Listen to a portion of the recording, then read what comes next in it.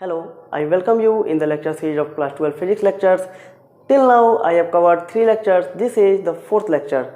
In the last 3 lectures I have talked about the definition of charge, the unit of charge and the property of charge. In the first lecture I have explained in detail what is the definition of charge, and I have taught that the electric charge is an intrinsic property which enables a body to create electromagnetic field, and via this electromagnetic field a charge exerts an electromagnetic force on another charge.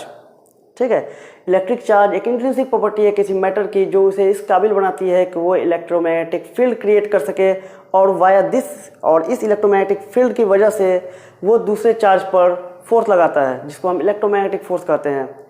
Second lecture में हमने बात की थी unit of charge के बारे में, और मैंने ऐसा यूनिट ऑफ चार्ज बताया था कूलम होता है, और सीजीएस यूनिट ऑफ चार्ज होता है ESU, that means electrostatic unit. Coulomb is a very big unit and it is around 3 × 10⁹ times larger than the ESU, that means the CGS unit.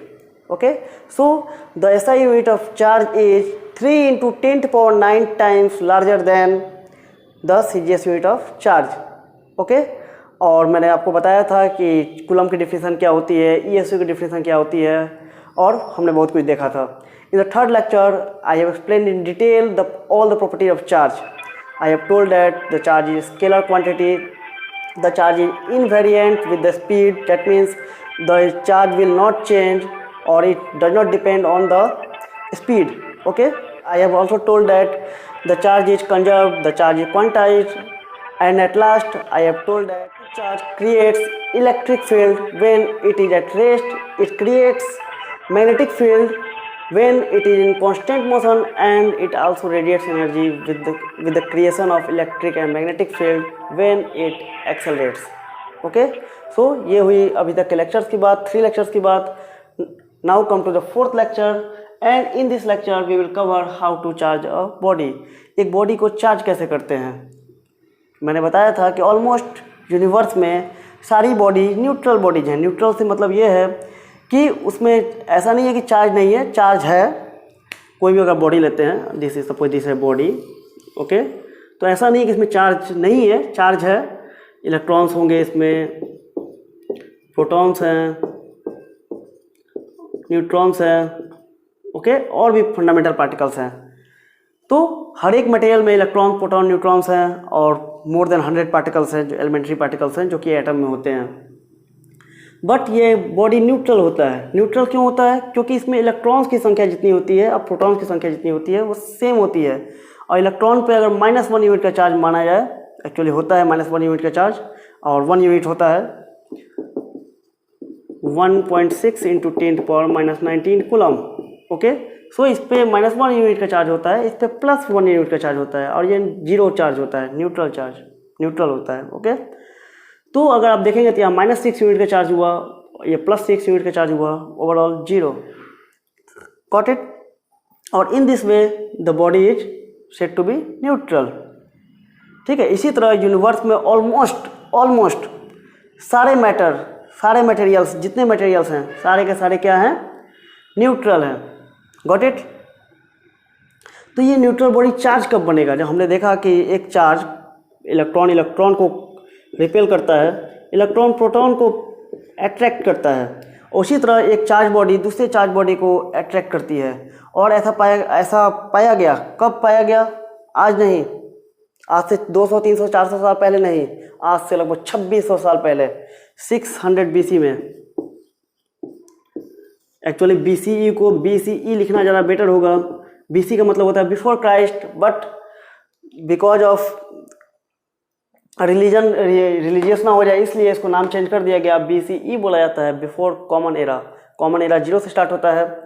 Okay, so 600 BCE या BC में Thales was a great scientist.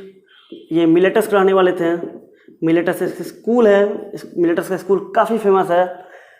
ठीक है, जो early scientist है, जितने भी early scientist हैं जिसका नाम आप सुनेंगे, जैसे कि थेल्स, एनेक्सिमेंडर, ओके, एनाक्सिमेडीज, ये सारे साइंटिस्ट मिलेटस के थे, इसी स्कूल से पाए गए।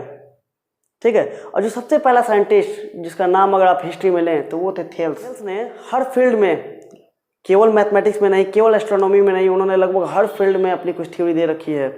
Thales was one of the great scientist और one of the first great scientist okay in the history who said that earth is made of water. ठीक है, थेल्स का कहना था कि अर्थ जो है वाटर से मिलकर बना है। हमारे अगर इंडियन फिलोसफी को लें तो उनका कहना है कि जो भी चीज़ अर्थ पे है या अर्थ के बाहर है वो सब चीज़ पंच तत्वों से मिलकर बनी है, वो 5 तत्वों से मिलकर बनी है, जिसका एक्सप्लेनेशन शक्तिमान में भी किया गया है। आप देखे होंगे शक्तिमान, तो आपने देखा होगा ये चीज़। खैर, तो थेल्स ने बोला कि हर चीज़ वाटर से मिलकर बनी है, अर्थ वाटर से मिलकर बना है, अर्थ के बाहर जितनी चीज़ें सब चीज़ वाटर से मिलकर बनी हुई है। थेल्स यही नहीं रुके, उन्होंने केवल ये थ्योरी नहीं दी, वो पहले ऐसे इंसान थे जिन्होंने पिरामिड की हाइट माप दी।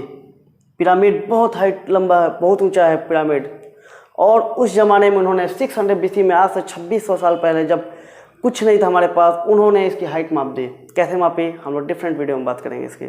ठीक है, so he was the first scientist who measured the height of the pyramid, मिस्र का पिरामिड। ओके, थेल्स ने एक और थ्योरी दी है और उन्होंने ही बताया है कि अगर कोई सर्कल है, ओके, तो अगर आप कोई भी लाइन खींचते हैं, ये अगर ये डायमीटर है और आप कोई भी पॉइंट चूज करते हैं और उन दोनों पॉइंट को 2 कॉर्नर्स मिलाते हैं, तो ये एंगल हमेशा 90 बनेगा। ये एंगल हमेशा 90 बनेगा। ठीक है, ये उन्होंने बताया। सो थेल्स एक ग्रेट साइंटिस्ट हैं, और ये जो हम बात कर रहे हैं अभी इलेक्ट्रोस्टैटिक की, और ये जो हम बात कर रहे हैं अभी इलेक्ट्रिक चार्ज के, ये उन्होंने उसी टाइम खोज लिया था, 2600 साल पहले। बस उन्होंने चार्ज नाम नहीं दिया था, वो ये आइडेंटिफाई नहीं कर पा रहे थे कि क्यों हो रहा है, बट उन्होंने महसूस कर लिया था। हुआ क्या था कि जब उन्होंने ग्लास रॉड लिया, ग्लास का कोई रॉड लिया, अब बाई चांस कुछ गंदा लगा होगा, वो साफ़ कर रहे होंगे सिल्क क्लॉथ से, ग्लास रॉड है ये। ठीक है, और उन्होंने सिल्क क्लॉथ लिया,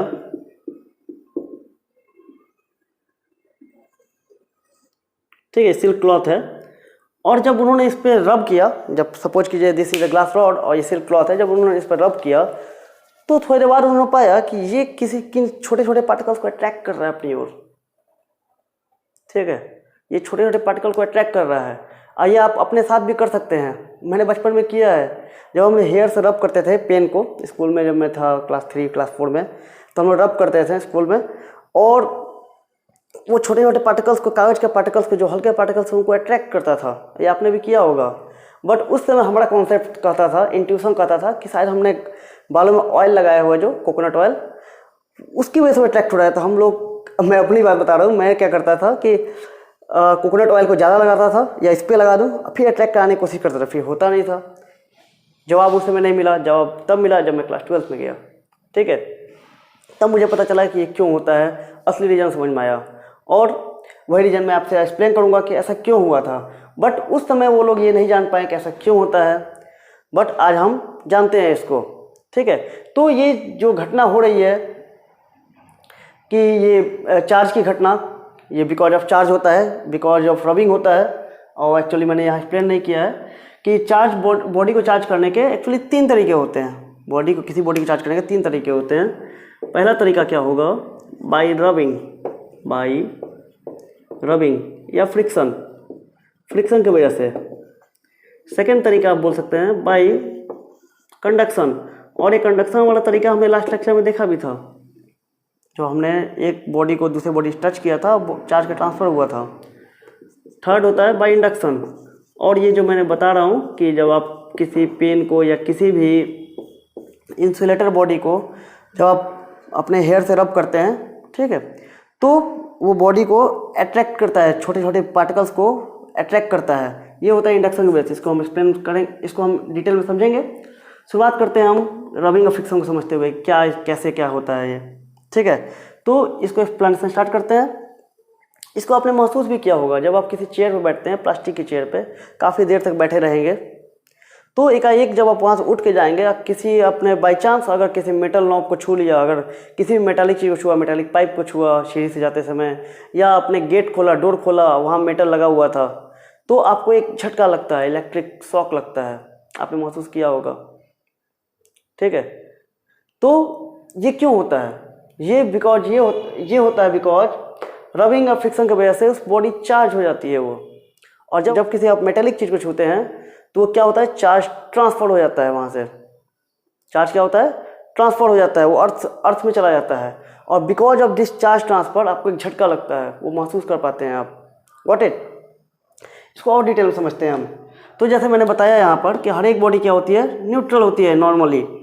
तो अगर दो बॉडी न्यूट्रल बॉडी लेते हैं हम, suppose this is neutral body, या हम उसी की बात कर लेते हैं, ग्लास रॉड जो मैंने बात की कि उस केस में क्या होता है। तो ये हमारा ग्लास रॉड है, ठीक है, और ये कपड़ा है, गॉट इट, सिल्क क्लॉथ है, और ये ग्लास रॉड है, गॉट इट, ठीक है।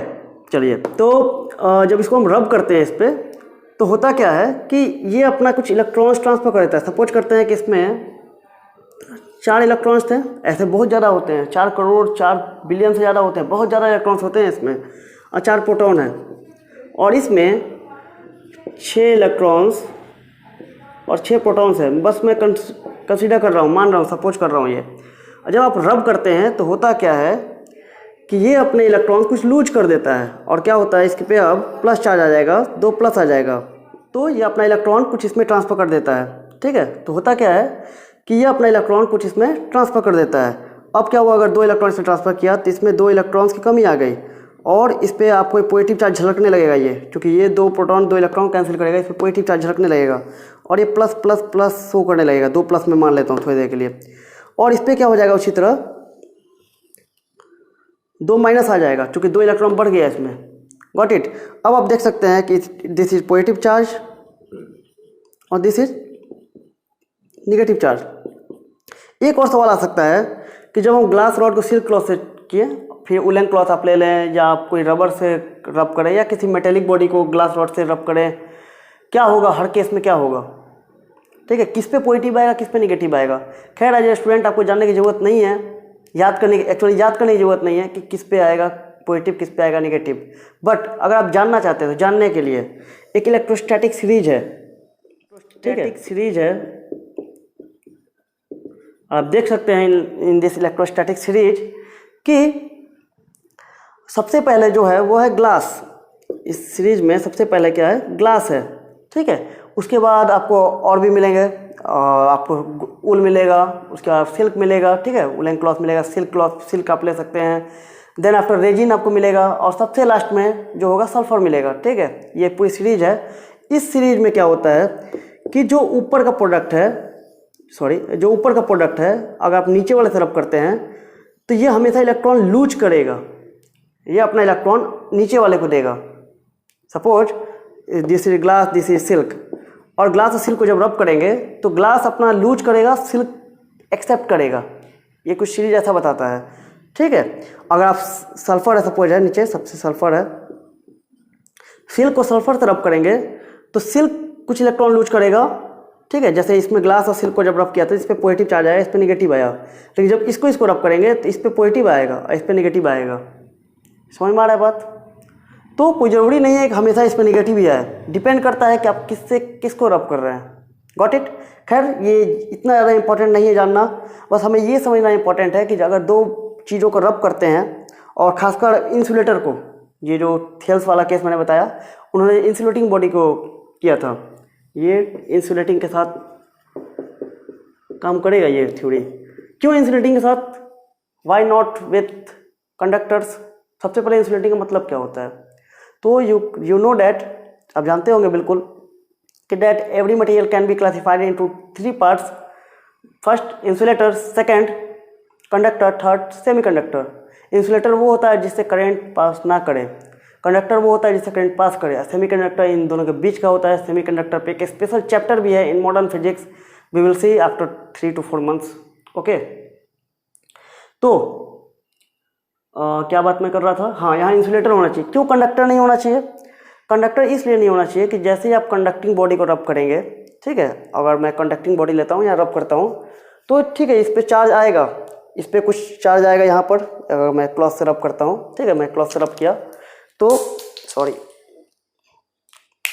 तो इस पर कुछ चार्ज आएगा, इस पर कुछ चार्ज आएगा। Got it?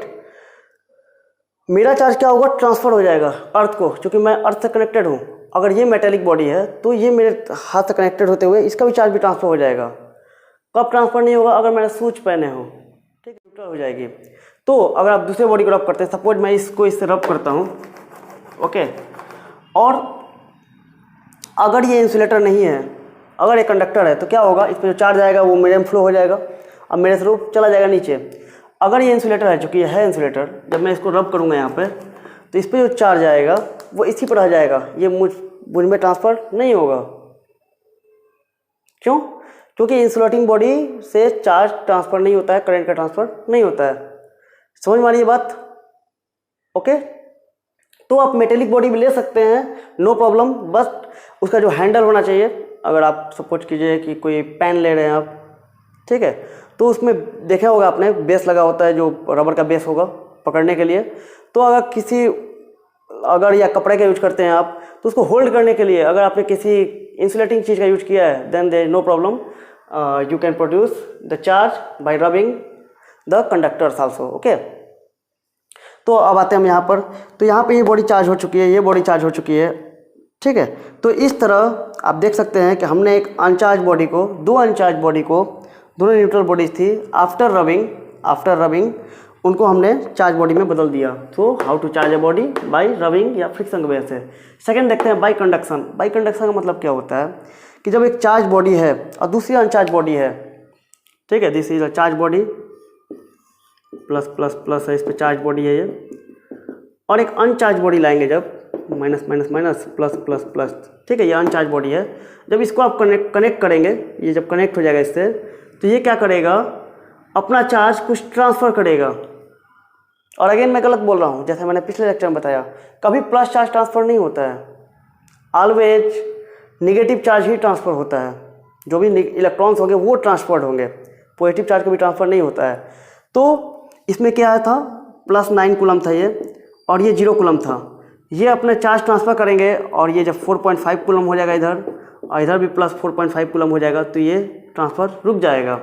तो चार्ज को कैसे ट्रांसफ़र कर सकते हैं हम, बाय कंडक्शन, यानी कि दोनों बॉडी को टच कराकर, ठीक है। जब दो बॉडी टच करेंगे, और ये किस केस में होगा, कंडक्टर के केस में होगा, ठीक है। ये इंसुलेटर को क्लियर हो गया, ये कंडक्टर के केस में हो गया, ठीक है। तो ये क्लियर हो गया फर्स्ट एंड सेकंड।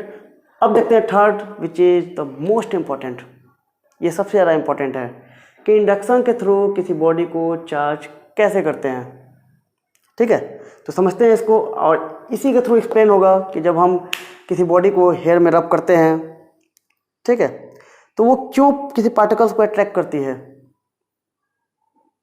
ठीक है। तो देखते हैं उसको। एक और चीज़ मैं इसमें बताना चाहूँगा आपको, रबिंग और फ्रिक्शन की वजह से आपने अगर देखा होगा, ध्यान से देखेंगे अगर आप पाएंगे, तो पेट्रोल टैंक अगर है, ठीक है, तो जब वो पेट्रोल टैंक जा रही होती है सड़क से, आप देखेंगे उसमें एक पतली लोहे नहीं, मेटेलिक तार, मेटेलिक वायर, उसके थ्रू ज़मीन पर कहीं टच होगा, कहीं ना कहीं से। उसके पीछे रीज़न क्या है, क्योंकि बिकॉज हवा जो है, जब आप कोई पेट्रोल टैंक जा रहा है, तो वो जो हवा को रब करते हुए जा रहा है, because of air rubbing, air से उसके रब के कारण दोनों के अंदर चार्ज आएगा। जो एयर है वो भी चार्ज हो जाएगी, और जो मेटालिक टैंक है वो भी चार्ज हो जाएगा, ठीक है। और अगर उस चार्ज को ट्रांसफ़र करके अर्थिंग नहीं किया गया, अगर वो चार्ज को ट्रांसफ़र नहीं किया गया धरती में, तो क्या होगा, वो एक विस्फोट, एक फायर, आग लगा सकती है। वो चार्ज इकट्ठा होते होते, एक्यूमुलेट होते होते वो काम कर सकती है, वो फायर क्रिएट कर सकती है, ठीक है। तो ऐसे एक्सप्लोजन से बचने के लिए, इन चीज़ों से बचने के लिए एक मेटेलिक तार लगा दिया जाता है, उसको अर्थ कर दिया जाता है कि जैसे ही कोई चार्ज उसमें आए एक्स्ट्रा, वो फ्लो हो जाए। यही हमारे साथ होता है, जब अगर आप रब करते हैं इसको, या चेयर पर हम बैठे रहते हैं, या हम चलते जाते हैं एक जगह से दूसरी जगह गए, तो ड्यूरिंग, मैं एक फिगर बना के समझा देता हूँ। Suppose there is a man, और वो कोई चल रहा है, वो, ठीक है, जब चलता है तो अगर उसने शूज पहने हैं, तो शूज का रब होता है यहाँ पर, ठीक है। ड्यूरिंग दिस रबिंग कुछ चार्ज इसमें आ जाता है, ये दोनों न्यूट्रल बॉडीज थे, तो कुछ ये बॉडी चार्ज हो जाती है, कुछ ये बॉडी चार्ज हो जाती है। तो अब क्या हुआ कि ये बॉडी चार्ज हो गई, ये भी बॉडी चार्ज हो गई, गॉट इट। और जब ये चार्ज बॉडी एकाएक किसी भी मेटल को छूते हैं जाकर, किसी मेटेलिक चीज़ को, तो वो सारा चार्ज ट्रांसफ़र हो जाता है। और इस ट्रांसफ़र के होने की वजह से हमें एक झटका महसूस होता है। ठीक है, तो ये किससे रिलेटेड है? रबिंग से, फ्रिक्शन से। ठीक है, कंडक्शन का एग्जांपल आप देख चुके हैं। आप कंडक्शन अगर देखना चाहते हैं, अगर आप नहीं समझ पाए तो आप अपनी उंगली को लाइव वायर से टच कीजिए, पता चल जाएगा तुरंत। तो आप लाइव वायर से टच करेंगे, या आप कभी प्लग इन करने जाते होंगे किसी चीज़ को, किसी प्लग को, ठीक है, और गलती से आपका हाथ अगर टच हो गया, और इवन मेरे साथ हुआ है जब मैं क्लास 5-6 में था। बेवकूफ़ी की कहानियाँ हैं मेरी बहुत सी।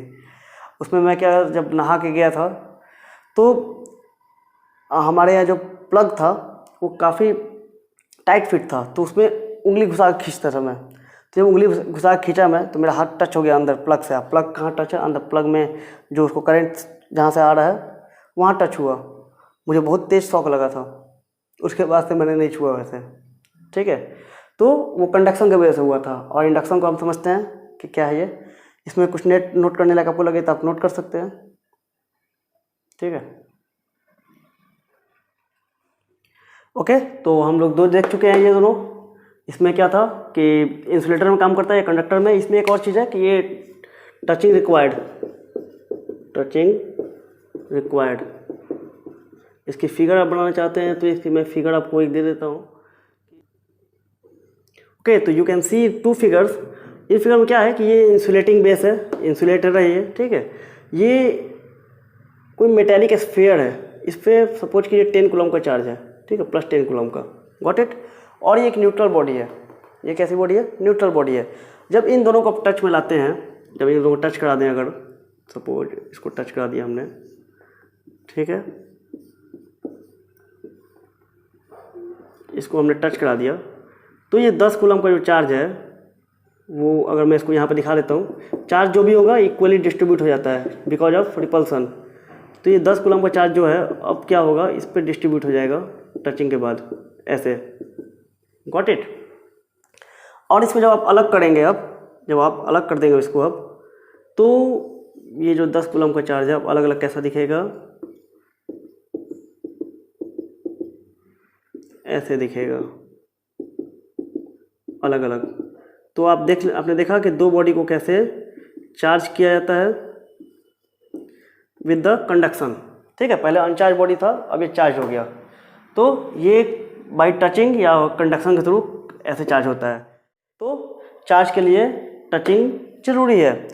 बट क्या कोई ऐसा मेथड है, क्या कोई ऐसा तरीका है कि बिना टच किए किसी बॉडी को चार्ज किया सके? Then answer will be yes. और उसी बात का आंसर करता है induction. Induction is that process, it is the process by which we can charge a neutral body without touch। और ये कैसे होता है? तो देखिए कैसे होगा ये। सपोज कीजिए कि वही मैंने लिया, वहाँ पर जो था ये इंसुलेटिंग बेस हुआ, एक मेटालिक स्फीयर हुआ जिस पे कुछ चार्ज है, वही चार्ज मान लेते हैं 10 कूलम, गॉट इट। ठीक है, अब इसके नज़दीक अगर मैं दूसरा कुछ लाता हूँ, एक न्यूट्रल बॉडी लाता हूँ, this is a neutral body जिस पे कुछ पॉजिटिव चार्ज होंगे और कुछ नेगेटिव चार्ज होंगे, गॉट इट। अब इसी न्यूट्रल बॉडी को जब इसके करीब लाएंगे, चलिए इसको मैं उठा कर लाया यहाँ पे, ठीक है, तो क्या होगा, प्लस जो चार्ज है, इस पर प्लस चार्ज है, ठीक है, ये न्यूट्रल है, इसको जब हम इधर लाते हैं तो प्लस प्लस को रिपेल करता है, हमने देखा था, प्रोटॉन प्रोटॉन को रिपेल करता है और इलेक्ट्रॉन को अट्रैक्ट करता है। तो ये क्या करेगा, इलेक्ट्रॉन्स को अपनी ओर अट्रैक्ट करेगा। ठीक है, थोड़ा बढ़ा लेते हैं इसमें और समझने के लिए। तो ये इलेक्ट्रॉन्स को इधर अट्रैक्ट करेगा, गॉट इट। और प्रोटॉन्स को, ज़्यादातर प्रोटॉन्स जो है उससे दूर चले जाएंगे। समझ में आ रही है बात? ये इलेक्ट्रॉन्स को अट्रैक्ट करेगा, प्रोटॉन्स को दूर ढकेलेगा। अगर सपोज कीजिए इस पर नेगेटिव चार्ज होता, आप कह सकते हैं कि मैं पॉजिटिव क्यों ले रहा हूँ, नेगेटिव ले लिया, सपोज कीजिए नेगेटिव चार्ज है इस पर। एक और चीज़, कोई भी मेटेलिक स्फीयर है तो वो चार्ज बाहर आ जाता है, अंदर नहीं रहता है। चार्ज जो भी होगा सरफेस पर आ जाएगा, इसलिए मैं बाहर दिखा रहा हूँ। ठीक है, और वही बॉडी है जो यहाँ पे बॉडी थी, और जब मैं इसको करीब लाऊंगा तो क्या होगा, ये प्लस वाले को अट्रैक्ट कर लेगा अपनी ओर और निगेटिव वाले जो हैं वो इससे दूर जाएंगे। ठीक है, अभी भी ये बॉडी न्यूट्रल है, ये बॉडी चार्ज है। ये जो इधर आया है इसको अगर हम अर्थिंग कर दें इधर इस पार्ट को, ठीक है, इसकी वजह से डायपोल क्रिएट होता है। डायपोल इसी को बोलते हैं, डायपोल। क्या होगा, इधर प्लस चार्ज ज़्यादा आ जाएगा, इधर प्लस चार्ज ज़्यादा आ जाएगा और निगेटिव चार्ज इधर चला जाएगा। समझ पा रहे हैं बात? मतलब ऐसा नहीं है कि सारा का सारा प्रोटॉन इधर आएगा, प्रोटॉन की अधिकता हो जाएगी इधर और इलेक्ट्रॉन सारा का सारा इधर, जरूरी नहीं है कि इधर ही उधर चला जाएगा। कुछ इलेक्ट्रॉन्स रहेगा लेकिन मैक्सिमम इलेक्ट्रॉन्स उधर जा चुके होंगे। Got it? एक डायपोल क्रिएट होगा। डायपोल का मतलब होता है कि दो स्मॉल चार्जेज एक बहुत छोटे डिस्टेंस पे हों, तो बहुत छोटे डिस्टेंस पे एक डायपोल क्रिएट हो जाएगा। और इस एक्सेस इलेक्ट्रॉन को, जो इलेक्ट्रॉन्स है, इसको अगर हम अर्थिंग कर दें तो क्या बचेगा इस पर? क्या इस पर केवल प्लस बचेगा?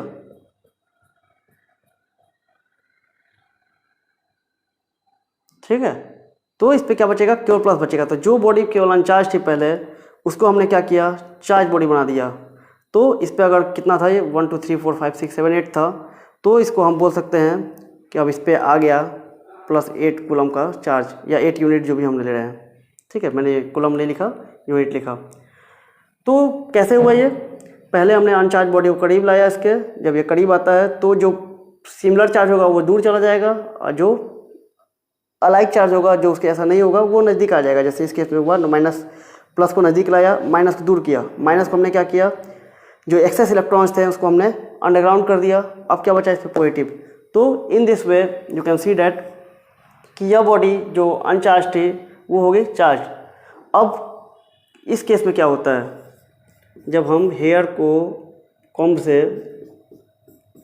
रब करते हैं, मेरी ड्राइंग अच्छी नहीं है तो इस पर आप काम चलाएंगे, बस लॉजिक नहीं लगाएंगे। ठीक है, तो ये बंदा है कोई, वो अपने हेयर से जब इस कंघी को रब करता है, ठीक है, तो जब ये रबिंग करता है तो कुछ इलेक्ट्रॉन्स का ट्रांसफ़र होता है, या तो इससे इससे, या तो इसमें से इसमें जाएगा, या तो इसमें से इसमें आएगा। वो मैटर नहीं करता है, जानना ज़रूरी नहीं है। समझना ये ज़रूरी है कि इन दोनों के बीच ट्रांसफ़र होगा चार्ज का। ठीक है, तो सपोज करते हैं कि इस पर पॉजिटिव चार्ज आ गया और इस पर नेगेटिव चार्ज आ गया। ठीक है, तो जो कंघा था आपका, कंघी कॉम्ब, ठीक है, ठीक ही फिगर है, काम चलने लायक है। ओ, ऐसे ही ठीक था। ओके, तो ये कंघी जो था वो निगेटिवली चार्ज हो गया। Got it? अब क्या होगा, ये कैसे हुआ? Because of friction,